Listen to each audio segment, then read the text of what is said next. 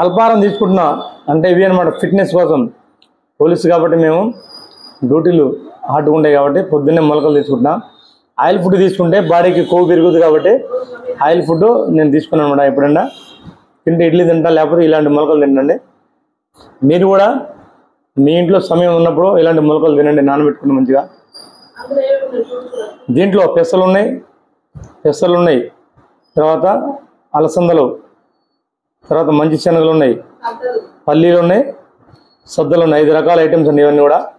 మీరు కూడా షాప్లో తెచ్చుకోండి, మంచిగా మీ ఆరోగ్యాన్ని కాపాడుకోండి.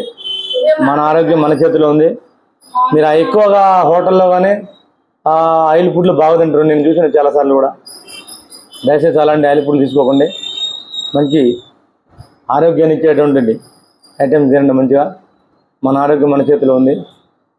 చెప్పమ్మా, ఏదైనా డ్యూటీకి పోవాలి, స్టేషన్ డ్యూటీ అనమాట.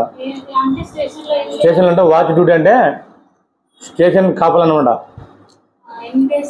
వారం రోజులు ఉంటుంది, 2 ఉంటాం, డే ఒకరు ఉంటాం, నైట్ 2 మారుతుంటారు అనమాట. అంటే పోలీస్ స్టేషన్కి సందర్శకులు వస్తారు కదా, పిటిషన్ దారులు అంటారు, వాళ్ళని ఎఫ్ఐ గారికి కలపాలి. వాళ్ళు ఒకవేళ కొంతమందికి చదువు రాని వాళ్ళు వస్తారు పోలీస్ స్టేషన్కి, వాళ్ళకి దరఖాస్తు రాస్తారంటే మేము రాస్తాం అనమాట. ఎందుకంటే పబ్లిక్ సేవలు చేయడానికి మేము పోలీస్ యంత్రాంగం ఉంది కాబట్టి మా వంతు సహకారాలు పూర్తిగా ఉంటాయి అన్నమాట పోలీస్ స్టేషన్లో కూడా. ఇంకా ఒకవేళ డ్యూటీలో ఉండి కూడా ఒక్కోసారి మెన్ను వివిధ బందోబస్తులు పోయినప్పుడు కూడా అవసరం జైలుకి పోతాం డ్యూటీకి, మన ఖైదీలు వేయడానికి. తర్వాత కోర్టులో ప్రొడ్యూస్ చేయాలంటే చేస్తాం డ్యూటీలో ఉండి. మా తర్వాత ఎస్ఐ గారు అంటే ఎమర్జెన్సీ ఉండాలంటే మేము కూడా వెళ్తాం డ్యూటీకి. ఎస్ఐ గారు అంటే అర్జెంట్ అంటే కోర్సు, అట్లా అన్ని రకాల విధులు ఉంటాయి అనమాట.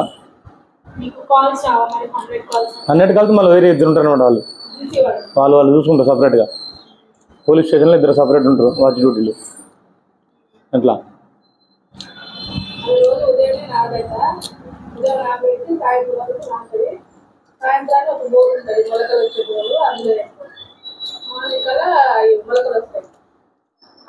ఇలాంటి ఫిట్నెస్ వచ్చే ఆహార పదార్థాలు తీసుకోండి ఫ్రెండ్స్. మీరు కూడా మీ ఆరోగ్యాన్ని కాపాడుకోండి.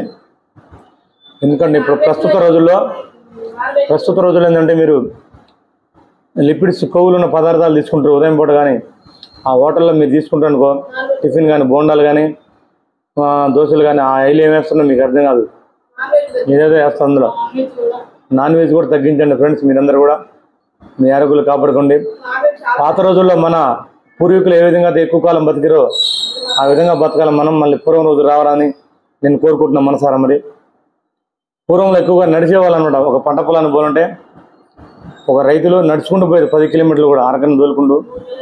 మనం కిరాణా కొట్టుకాడికి పోవాలంటే బైకు, కూరగాయలు తీసుకురావాలంటే బైకు, ఇంకేదైనా పోవాలంటే బైకు. ఇవన్నీ నడకని మనం బంద్ చేసుకున్నాం. ఈ నడకను బంద్ చేసుకోవడం వల్ల మనకి గుండెకి సంబంధించిన హార్ట్ అటాక్లు ఇవన్నీ వస్తున్నాయండి. దయచేసి మీరు ఆలోచించుకోండి ఒకసారి, నేను చెప్పేది వాస్తవం. ఎందుకంటే మా తాత 90 సంవత్సరాలు బతికిండు.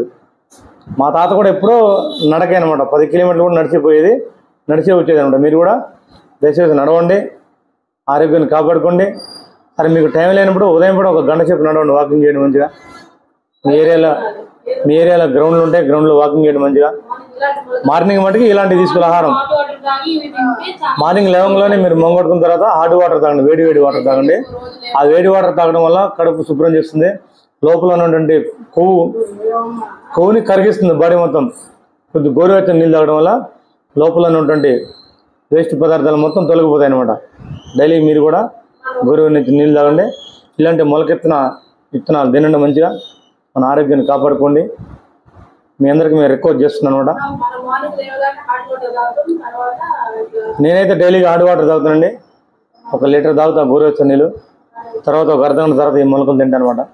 డైలీగా మా మిస్సెస్ ఇవన్నీ మా ఇంట్లో ఏర్పాటు చేస్తాను అనమాట. మా పిల్లలు మేమందరం కూడా ఇదే అవలంబిస్తాం, ఈ పద్ధతిని మేము పాటిస్తాం అనమాట. నాకు చాలా సంతోషంగా ఉంది. మరి ఇలాంటి నాకు నా భార్య అదృష్టం రోజు నాకు మొలకలు పెడుతుందంటే. నా ఆరోగ్యం చూసుకునే డాక్టర్ అంటే నా భార్య ఇంట్లో, నాతో కూడా నా పిల్లలు కూడా చూసుకుంటాను అనమాట. బాయ్ నాన్న, డ్యూటీ టైం అయింది, బాయ్. నా వీడియో నచ్చినట్టయితే సబ్స్క్రైబ్ చేయండి, లైక్ చేయండి, షేర్ చేయండి, కామెంట్ చేయండి. థ్యాంక్ యూ, నమస్తే. బాయ్. బాయ్ నాన్న.